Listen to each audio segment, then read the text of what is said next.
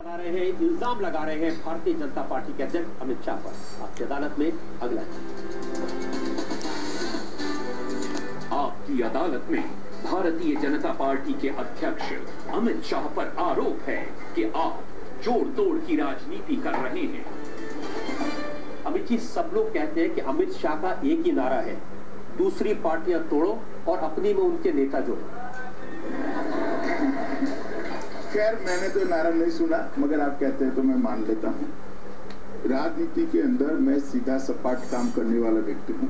मैं मेरी पार्टी के विचार को लेकर जाता हूँ, मेरे संगठन को मजबूत करता हूँ, और स्थिति ऐसी होती है कि और पार्टियों की स्थिति जब निर्बल होती है तो वहाँ पर जो अच्छे लोग हैं वो भारतीय जनता पार्टी के साथ जुड़ना चाहते हैं, तो उसमें मुझे आज भी कोई परहेज नहीं है।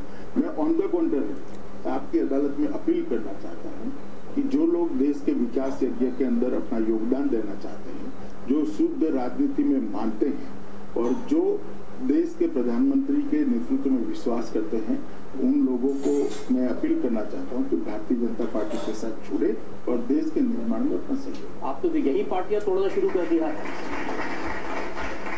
मेरा काम मेरी पार्टी बनाना है, मेरा काम औरों की पार्टी बचाना नहीं है। एक बार मैं इतना स्पष्ट कहता हूं कि राजनीति के अंदर जब एक विचार लेकर दूर तक पार्टी जाती है और जब वो विचार की प्रासंगिकता ही नहीं रह जाती, तो विचार के आधार पर काम करने वाले काफी कार्यकर्ता पार्टी से कटते हैं तो और जगह पे अपने अनुकूल विचार वाली विचारधारा और व्यक्ति को ढूंढते हैं। ये प्रोसेस आजादी के बाद से सालों से चल रहा है, कोई नया प्रोसेस नहीं है, और हर बार इसको सीधा पार्टी तोड़ने के साथ मत जोड़िए। भजनलाल की तरह पूरी की पूरी पार्टी लेकर एक पार्टी में मर्ज हो जाना, पार्टी को तोड़ देना, सरकारों को तोड़ देना, ये ना भारतीय जनता पार्टी का चरित्र है, ना हमने ऐसा कभी किया। अमित जी, ये भारतीय जनता पार्टी का चरित्र है कि दिल्ली में सरकार बनाने के लिए आप दूसरी पार्टियों में तोड़फोड़ कर रहे हैं? देखिए, मेजोरिटी नहीं है तो भी सरकार बनाने की दिल्ली में सरकार बनाने का हम तोड़फोड़ करें, वो तो पहले आपके दिमाग में है। भारतीय जनता पार्टी ने तो अब तक कुछ करा नहीं। दूसरी बात, दिल्ली की जनता का जनादेश आज भी भारतीय जनता पार्टी के साथ। सबसे बड़ी पार्टी उभर कर हम आए, साथ ही साथ दिल्ली की लोकसभा हम जीते। अब चुनाव टालने के लिए दिल्ली के जनप्रतिनिधि को निर्णय करते हैं, तो इसमें भारतीय जनता पार्टी कोई ऐसी स्थिति में नहीं है कि सरकार बनाने के लिए 35 MLA चाहिए, हमारे पास 5 है और 30 कहीं से खरीद कर ला रहे हैं। खरीद फरोख्त की बात नहीं है। चुनाव सब लोग टालना चाहते हैं, क्योंकि अभी 2 चुनाव हुए, दोनों चुनाव विधानसभा और लोकसभा, और दोनों का मैंडेट जनादेश भारतीय जनता पार्टी के पास। लेकिन भारतीय जनता पार्टी के पास में सरकार बनाने लायक MLAs नहीं है, तो जाहिर है दूसरी पार्टियों से तोड़कर मेजोरिटी साबित की। तोड़ने की जरूरत नहीं होती, कोई पार्टी खुद ही सपोर्ट कर सकती है, और इस मेजोरिटी नहीं है, हम तोड़ना नहीं चाहते, इसलिए तो अब तक सरकार नहीं बनी, वरना कब की बन चुकी होती।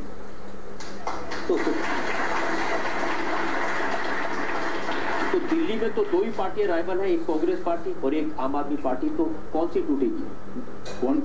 कोई पार्टी टूटेगी ऐसा मेरा कहना ही नहीं है रजत जी, कोई पार्टी टूटेगी ऐसा मेरा कहना ही नहीं है।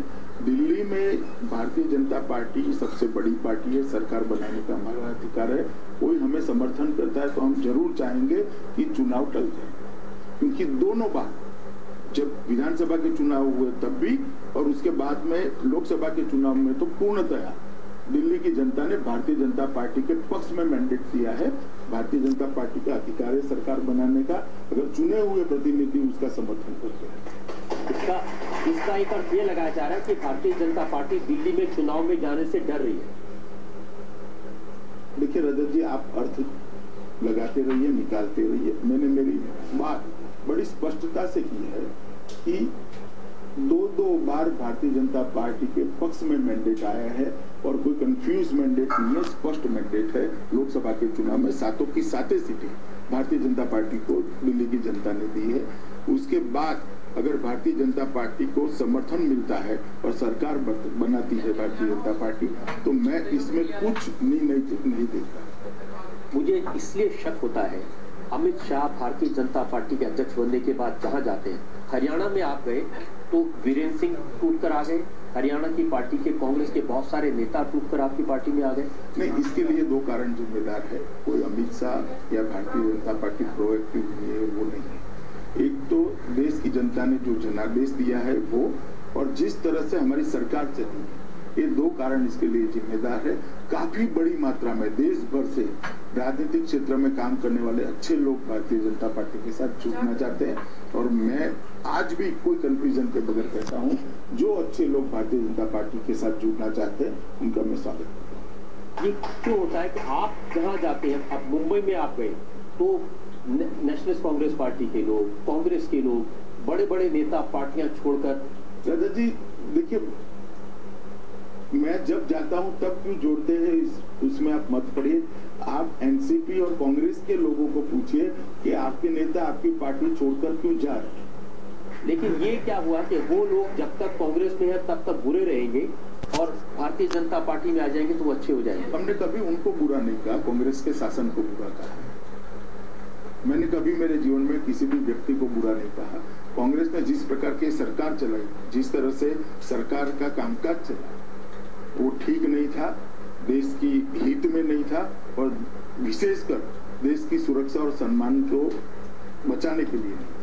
वो मैंने हमेशा। लेकिन सम्मान तो भारतीय जनता पार्टी ने, प्रधानमंत्री ने भी नहीं किया। प्रधानमंत्री की सभा में मुख्यमंत्री हुडा आते हैं और उनकी हुटिंग होती है। रजत जी, आप ऐसी अपेक्षा करते हैं कि हुडा के 10 साल के भ्रष्ट शासन के बाद हुडा के लिए तालियां बजवाने की व्यवस्था भारतीय जनता पार्टी करे?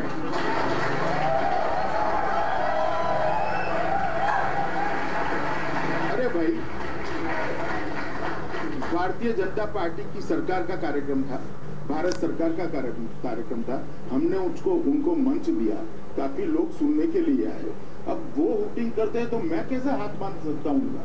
लेकिन उनके काम ही जिम्मेदार है उनकी हुटिंग के लिए। लेकिन एक जगह होता तो बात समझ में आती। झारखंड में हेमंत सोरेन, उनकी भी हुटिंग उसी अंदाज में जनता ने की। ये तो सुनियोजित लगता है। नहीं, मगर आप इसका मतलब ये निकलता है कि उनको सुनने के लिए कोई आता ही नहीं, सब मोदी को सुनने के लिए आते हैं।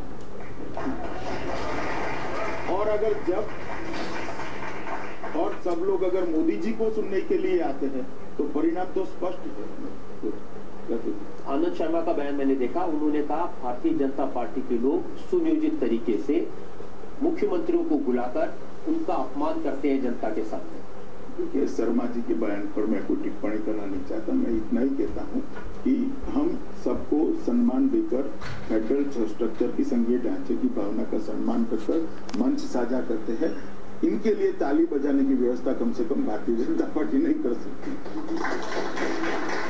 लेकिन विरोधी दल का इतना सम्मान तो करे कि कांग्रेस आपसे बार बार कह रही है कि हमें लीडर ऑफ ऑपोजिशन का पद दे दीजिए, विपक्ष के नेता की पोजीशन दे दीजिए। देखिए, भारतीय जनता पार्टी का फैसला नहीं है कि उनको विपक्षी नेता का पद नहीं मिल रहा है।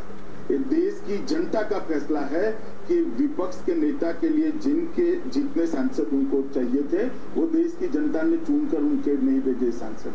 ये मेरा फैसला नहीं है, ना भारतीय जनता पार्टी का।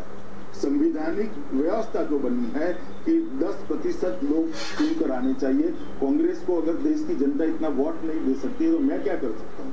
और कोई दल होता और ये डिमांड करता तो मैं इसको जायज भी मान सकता था, मगर कांग्रेस को कोई अधिकार नहीं है, क्योंकि 25 साल तक कम से कम कांग्रेस ने विपक्षी दलों को विपक्ष के नेता का अधिकार नहीं दिया। 25 साल किस मुंह से कांग्रेस मांग करेगी? किस मुंह से मांग करेगी? कहाँ गई थी स्पिरिट 80 में? कहाँ गई थी स्पिरिट जब राजीव गांधी प्रधानमंत्री थे? तब तो सब ठीक चलता था, डेमोक्रेटिक प्रोसेस के हिसाब से चलता था। और आज जब भारतीय जनता पार्टी का बहुमत आया है, जनता ने आपको नकार कर 55 से कम सीटें दे दी है, तब हम संविधान का पालन नहीं कर रहे। कैसे दो तरफा बातें? इसलिए अमित जी, क्योंकि जो विपक्ष के नेता है उसकी भूमिका है सीवीसी के अपॉइंटमेंट में, उसकी भूमिका होगी लोकपाल के अपॉइंटमेंट में, उसकी भूमिका होगी national human rights commission appoint करने में। तो फिर कौन करेगा ये? देखिए, कौन करेगा पहले भी होता रहा होगा, अब भी होगा। कंसल्टेशन का एक नया प्रोसेस ही वो होगा। मगर इसके कारण आप ऐसा कह दो कि मेरे अंदर पात्रता नहीं है मेरी पार्टी में, फिर भी मुझे दे दो। और अंततः गतवा तो निर्णय परंपराओं के आधार पर, संविधान के आधार पर स्पीकर ने किया।